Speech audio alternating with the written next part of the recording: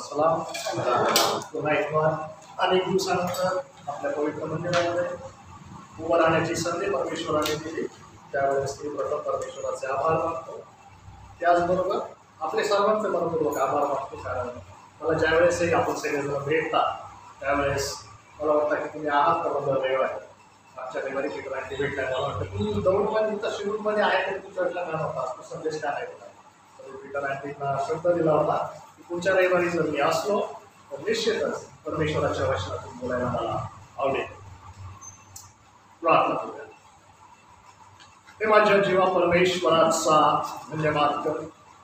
हे माझ्या सर्व अंतर्यामा त्याच्या पवित्र नावाचा धन्यवाद. हे माझ्या जीवा परमेश्वराचा धन्यवाद कर. त्याचे सर्व उपकार विसरू.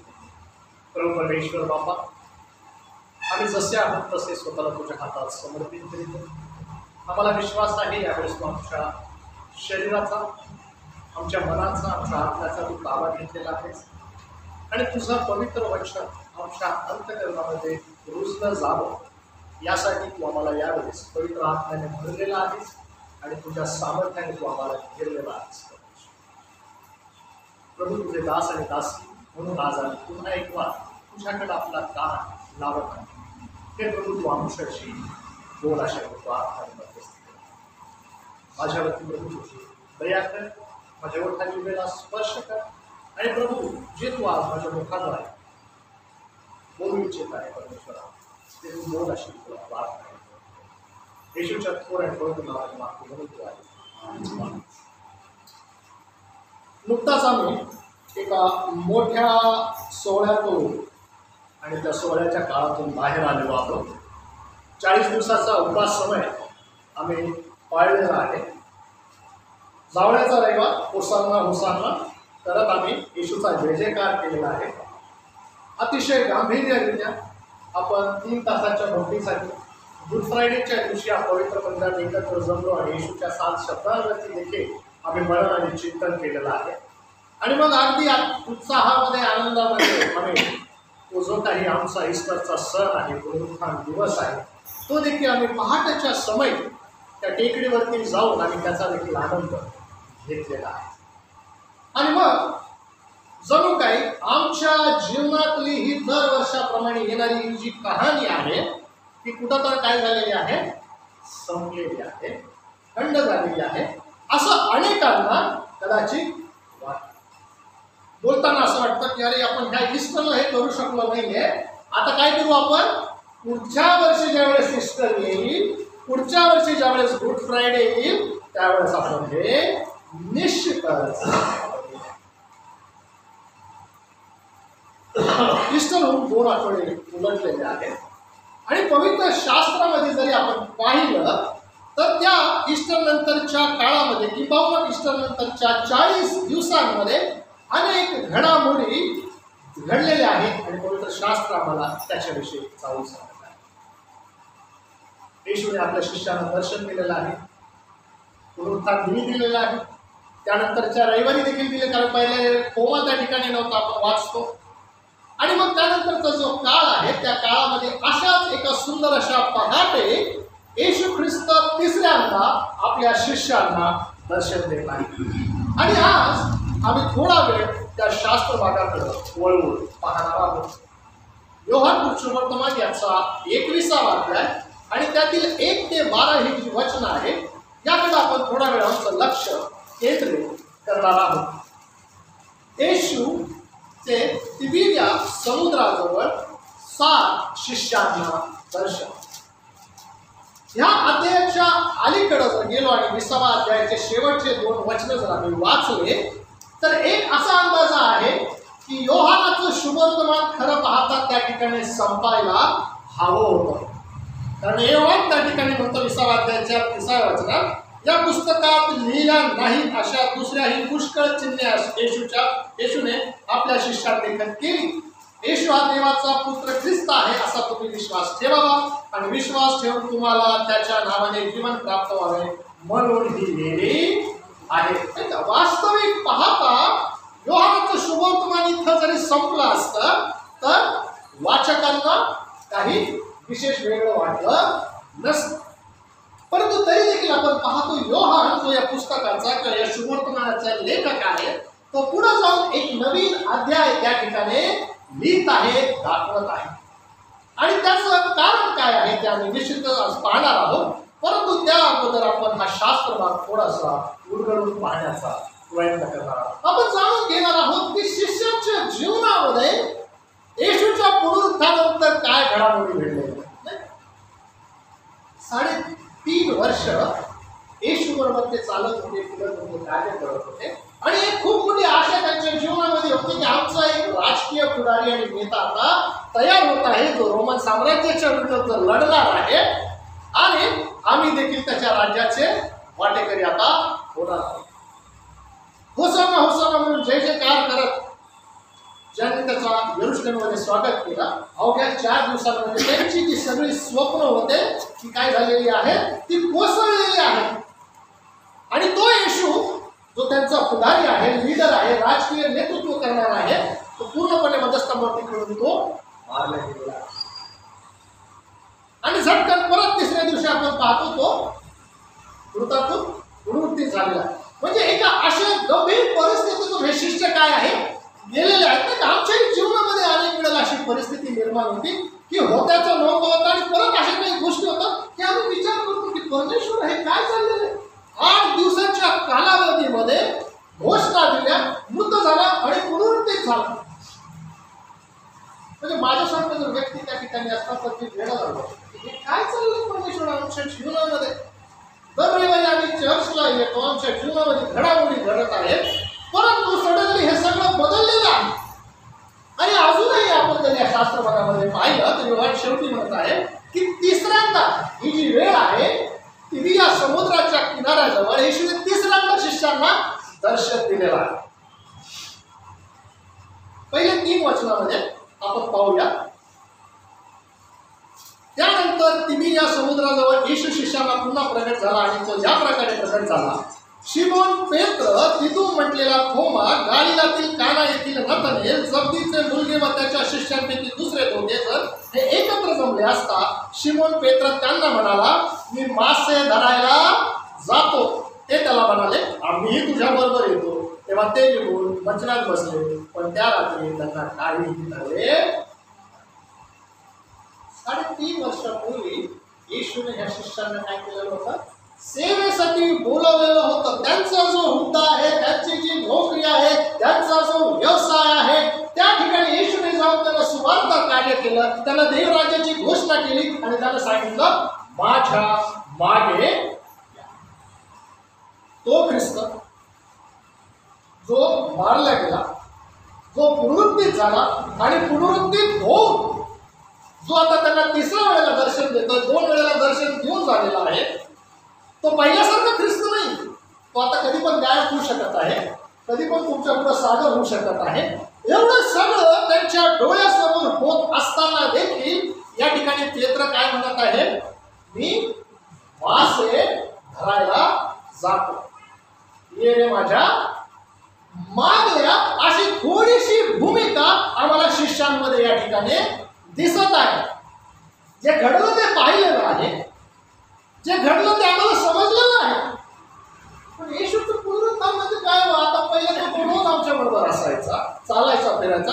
आता तो बाबा हा 8 दिवसांचा मागचा रविवारी आला, त्याच्या आधीच्या रविवारी आला, दार बंद होते तरी तो अचानकपणे आत आला. आम्ही पाहिलं, त्याला चाच पडलंय. थोमा म्हटलं असं मी त्याच्या नाही का कुशीमध्ये बोट घालून बघितलं. हे सगळं मान्य आहे आम्हाला. याच्यानंतर काय, पोटा पाण्याचं पण आम्हाला काहीतरी बघणं गरजेचं आहे. आणि किंवा कदाचित ते पण एक कारण असू शकतं की पेत्र म्हणत आहे की आता किती दिवस आपण बसून राहणार आहे, या बंद खोलीमध्ये आता आपण किती दिवस थांबणार आहोत. आणि पेत्र या ठिकाणी भूमिका घेत आहे की मी मासे धरायला. आणखी की 40 दिवसांच्या कालावधीमध्ये उपास केले असते, अनेकांनी कठोर उपास केले असते आणि आम्हाला अनेक गोष्टी म्हटल्या असतील की आमच्या जीवनामध्ये घडा. परंतु ज्या दिवशी ईस्टर संपला, आम्ही पुन्हा आमच्या जुन्या सवयींकडं, आमच्या जुन्या कामांकडं, आमच्या दैनंदिन जीवनामध्ये आम्ही पुन्हा वळालेलो आहोत. कदाचित त्या 40 दिवसांमध्ये प्रभू आमच्याबरोबर बोललेला आहे वैयक्तिकरित्या. त्या वधस्तंभाच्या पायथ्याशी त्यांनी आम्हाला एका विशिष्ट कार्य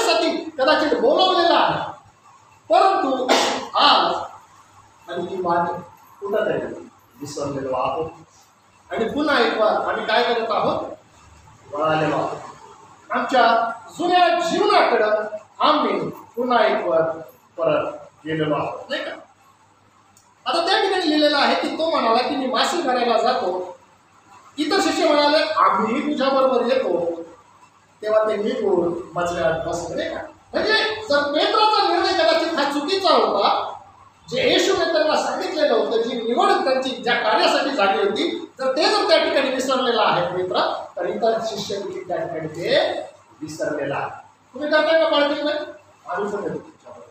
म्हणजे पाळत चुकले, आमचे धर्मगुरू चुकले, आम्ही देखील कदाचित कधी चुकू शकतो आणि त्यांच्या मागं आम्ही देवाने आम्हाला जे बोलवलेल्या कार्यासाठी आहे ते सोडून आम्ही कदाचित त्या ठिकाणी जात आहोत.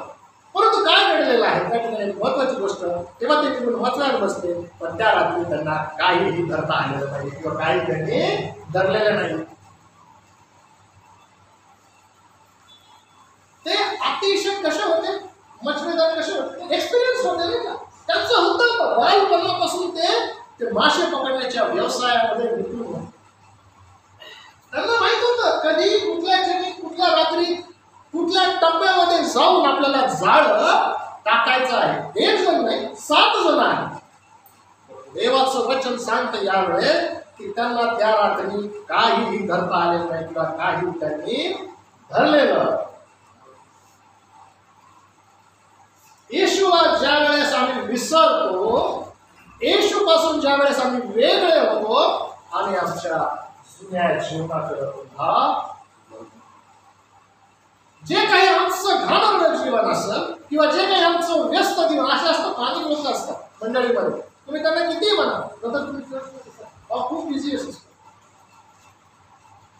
लेकरांची शाळा, माझ्या बाकीचं हे, माझ्या मिस्टरांचं हे, अनेक कारण त्यांच्याकडे आहेत आणि ते लॉजिकल आहे.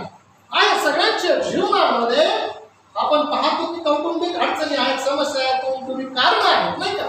परंतु काही लोक असे असतील की तुम्ही कितीही त्यांना बोलवलं तरी म्हणतील ना.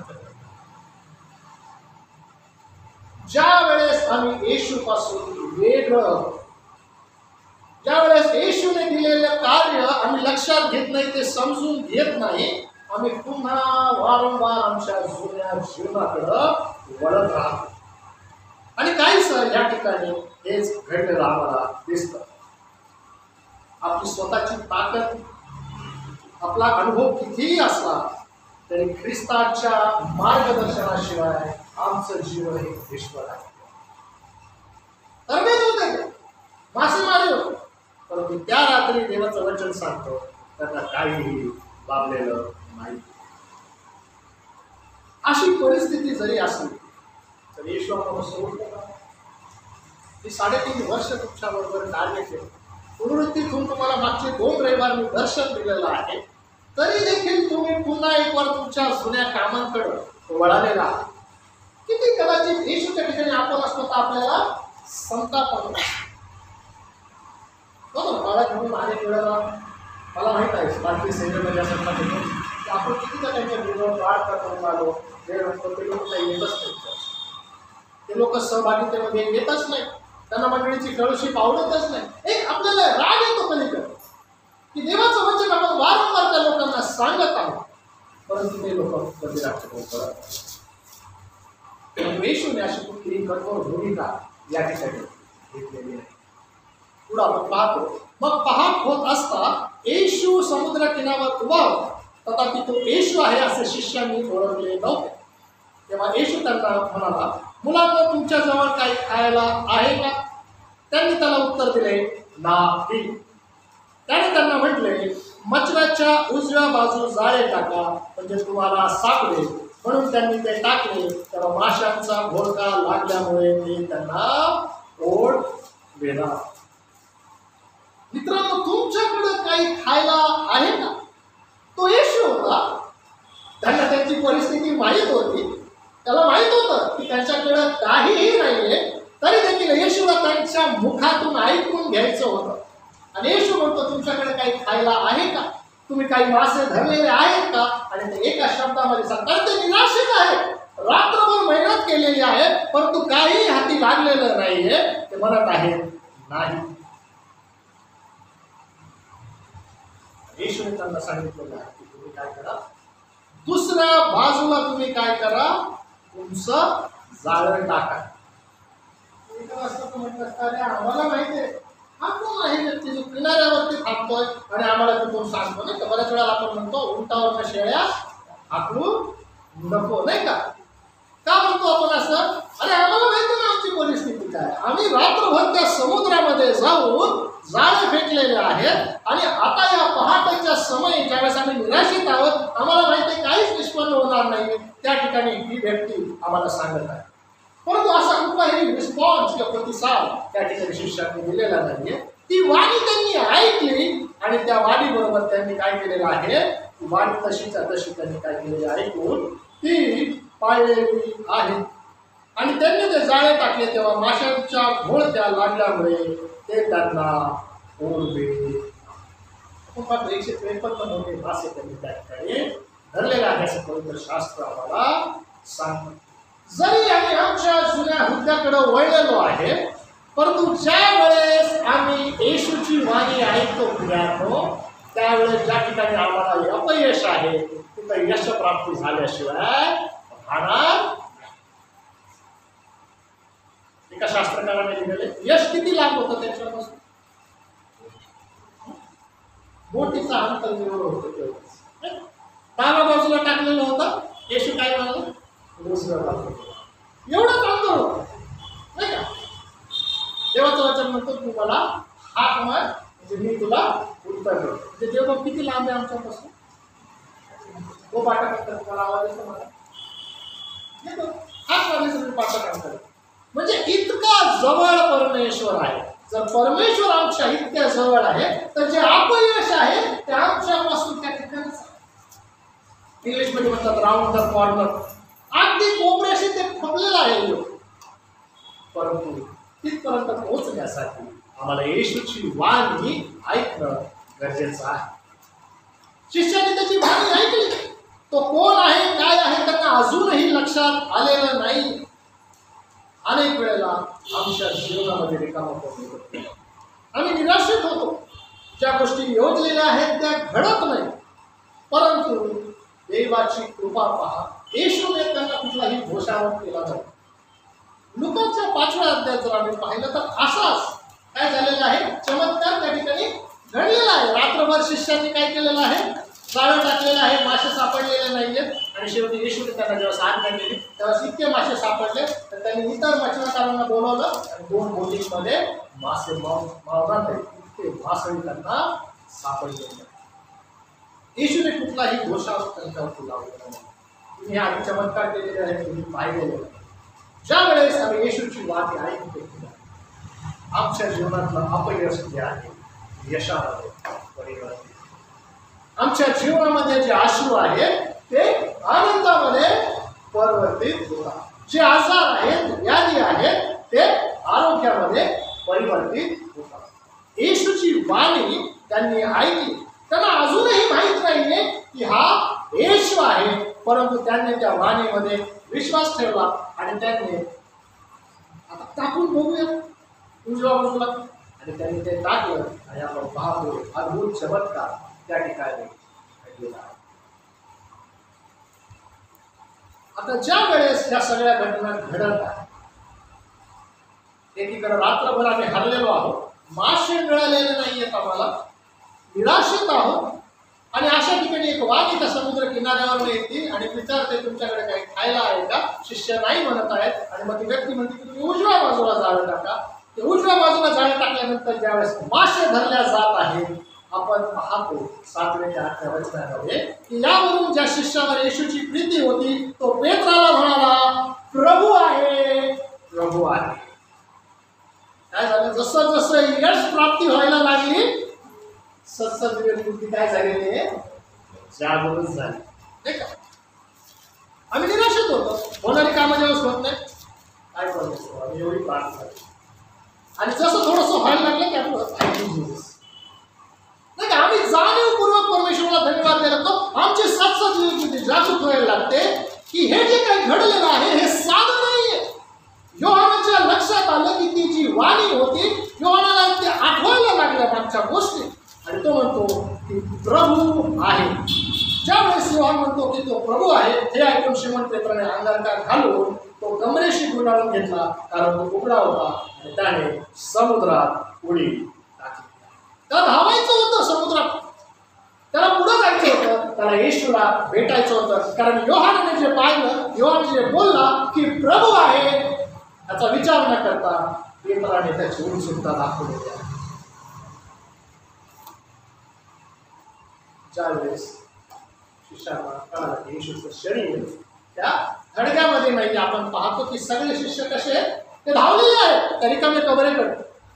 आणि योहान जाऊन काय केलं, योहानाने तो त्या कबरेच्या दाराशी उभा राहिला आहे. त्याने आतमध्ये पाहिलं की ती जी वस्त्र गुंडाळलेली होती फक्त ती त्याला दिसलेली आहे. परंतु पेत्राने काय केलेलं आहे, पेत्र त्याला ओलांडून पेत्र डायरेक्ट आत कबरीमध्ये घुसलेला आहे, नाही का.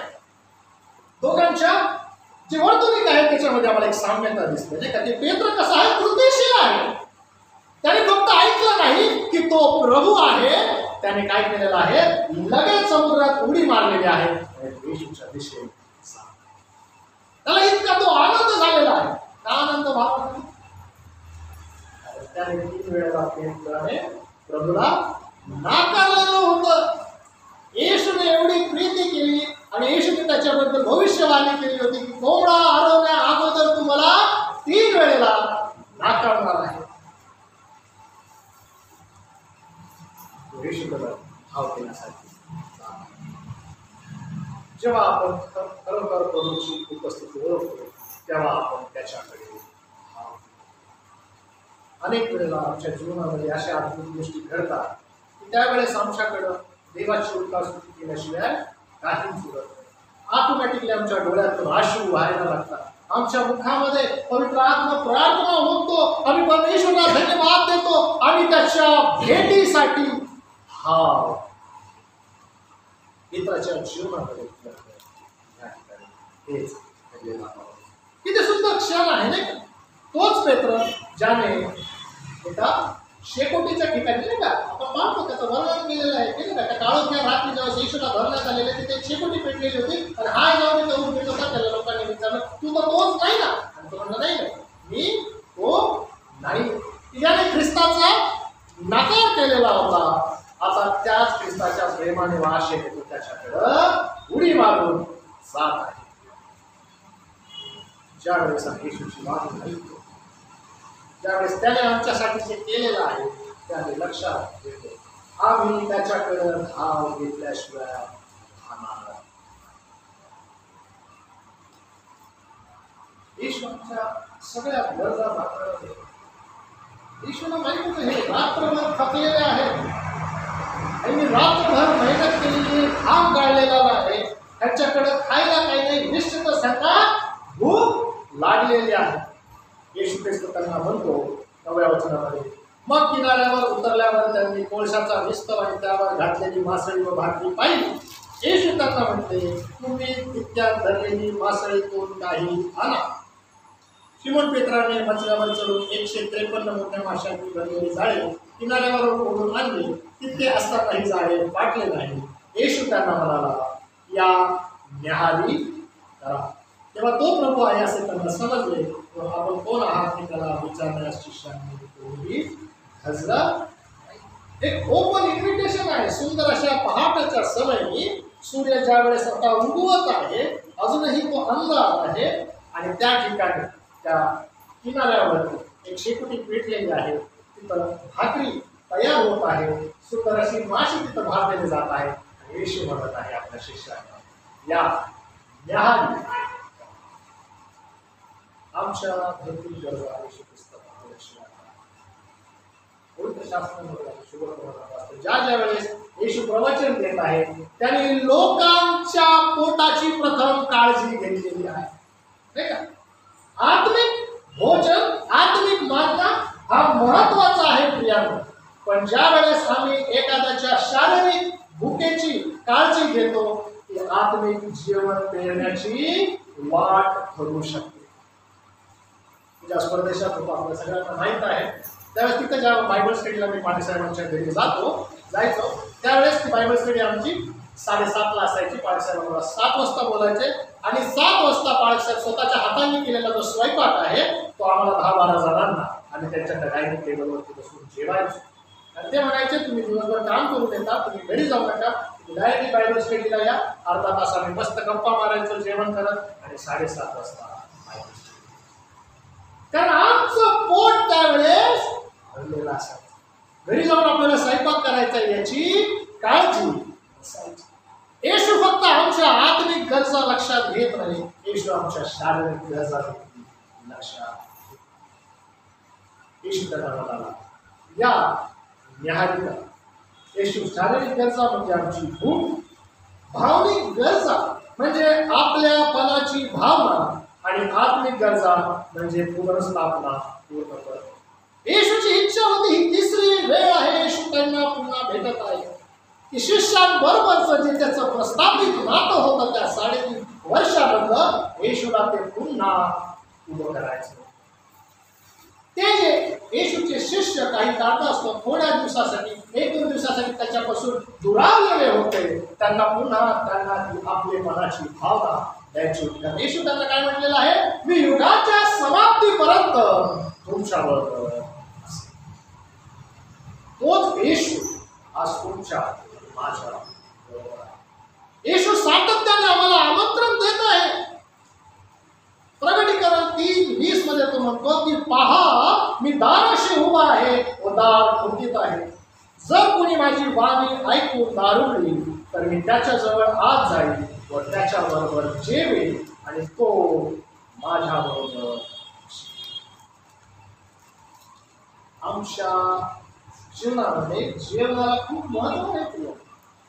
ज्यावेळेस आमच्याकडे तर कोणी डब्बा पाठवला तर आम्हाला त्याविषयी आनंद होतो, आम्ही उत्साहाने खातो की आमचा त्रास वाचला, काय त्या भाकरी होत्या, काय ती बिर्याणी असेल, काय ती चिकन असेल, नाही का. आम्हाला आनंद होतो, उत्साह होतो. मग ते पोहे असेल किंवा चहाही असेल, नाही का. जे काही आमच्यासाठी केलं आमच्या ख्रिस्ती जीवनामध्ये जेवणाला आगळं वेगळं महत्व आहे. आणि येशू ख्रिस्ताने आपली संपूर्ण ख्रिस्ती फेलोशिप जी आहे, सहभागिता आहे, ती कशाभोवती रचलेली आहे, मेजाभोवती. प्रीती भोजन आणि प्रभू, नाही का. येशू आमच्या प्रीती भोजनाची देखील काळजी घेतो आणि म्हणूनच आम्ही प्रभू भोजनामध्ये विश्वासाने जाऊ शकतो. आपण जरी अपयशी ठरलेलो असेल तरी तो आमच्यासाठी जागा तयार करतो, आमच्यासाठी भोजन तयार करतो. आणि ही जी काही घटना या ठिकाणी होत आहे, प्रियांनो, मासळी आहे, त्या ठिकाणी त्या भाकरी आहेत, त्या आठवण करून देत आहेत. ज्यावेळेस स्तोत्रकर्ता म्हणतो की परमेश्वर माझा मेंढपाळ आहे, मला कुठल्याही गोष्टीची उणीव पडणार नाही. येशूने भाकर मोडलेली आहे. पुन्हा जे काही मौते गुरुवारच्या रात्री घडलेलं आहे, एक पुनर्वृत्ती येशू या ठिकाणी करत आहे आणि त्यांना कन्व्हिन्सिंग प्रूफ देत आहे की तो मीच, तो पुनरुत्थित ख्रिस्त दुसरा कोणी नसून तो मीच आहे. म्हणून योहान शेवटच्या वचनामध्ये जे 14वं वचन आहे त्या ठिकाणी म्हणतो, येशू मेलेल्यातून उठल्यावर आपल्या शिष्यांना प्रगट झाला ही तिसरी वेळ आहे. अनेक वेळेला आपण पाहतो, अनेक वेळेला आपल्या आजूबाजूला जे आपले मित्र मैत्रिणी आहेत, अनेकांना ख्रिस्ताच्या पुनरुत्थानाविषयी मोठा प्रश्न आहे. खरंच येशूचं पुनरुत्थान झालंय का हो? आणि करंथीकरांच्या 2ऱ्या पत्रामध्ये आपण वाचतो की पाऊल म्हणतो जर पुनरुत्थान झालेलं नाहीये तर आमचा विश्वास व्यर्थ आहे. प्रियांनो, जो काही समाज आम्ही म्हणतो, स्वतः ख्रिस्ती म्हणतो, हे व्यर्थ आहे, हे शून्य आहे, हे नकली आहे, हे बनावट आहे. मग जर ख्रिस्ताचं पुनरुत्थान नाही तर आमचा विश्वास व्यर्थ आहे. आमचा ख्रिस्ती धर्म विश्वास हा पुनरुत्थानावरती आधारित आहे. पुनरुत्थान आमच्या विश्वासाचा पाया आहे. आणि योहान ठामपणे पुन्हा सांगत आहे की येशू मेलेल्यातून उठल्यावर आपल्या शिष्यांना प्रगट झाल्याची ही तिसरी वेळ आहे. पुनरुत्थान हे केवळ फक्त ईस्टर संडे साजरा करण्याचं कारण किंवा निमित्त नाही, ते आपलं दररोजचं जीवन जगण्याचं सामर्थ्य आहे. सुरक्षित आहे आणि हे आमच्यासाठी सामर्थ्यासाठी वचन आहे. आपण पाहिलं या शास्त्र भागामध्ये की येशूबरोबर राहूनही पुनरुत्थान पाहून देखील उघड्या डोळ्याने त्यांनी येशूला पाहिलं तरी देखील शिष्य पुन्हा आपल्या व्यवसायाकडे वळलेला आहे. परंतु प्रियानो, येशूला वगळून आता ते त्यांच्या जीवनामध्ये काहीच करू शकत.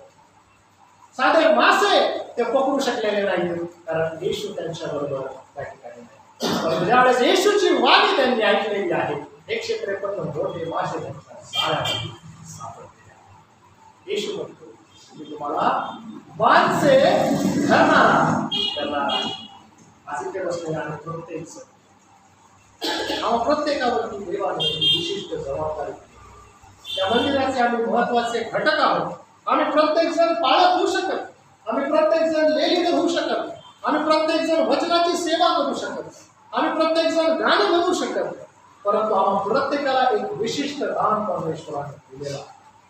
ईस्टर संपला काय आम्ही आमच्या पुन्हा जुन्या जीवनाकडे वळवलो आहे का? जे कार्य देवाने तुमच्या आणि माझ्यासाठी निवडलेलं आहे, आमच्या अंतःकरणात जे कार्य पेरलेलं आहे ते कार्य करण्यास आम्ही सिद्ध आणि सक्षम झालेलो आहोत.